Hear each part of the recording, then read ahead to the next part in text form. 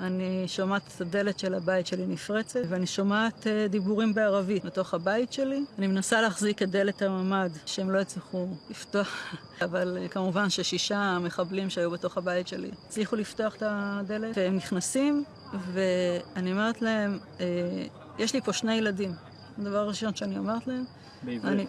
לא, באנגלית. הם מסתכלים, ואז אחד אומר לי באנגלית, אל תדאגי, אני מוסלמי, אנחנו לא נפגע בכם. זה תפס אותי מצד אחד בהפתעה, מצד שני זה הוריד לי הרבה לחץ, וישבתי עם הילדים שלי, והמחבלים הביאו כיסא מהפינת אוכל, מחבל חמוש כל הזמן איתנו בממ"ד, והשאר מסתובבים בבית. אחד מהם רואה על השיש בננות, אומר לי, אפשר לאכול אחת? אמרתי לו, כן, אתה יכול לאכול אחת.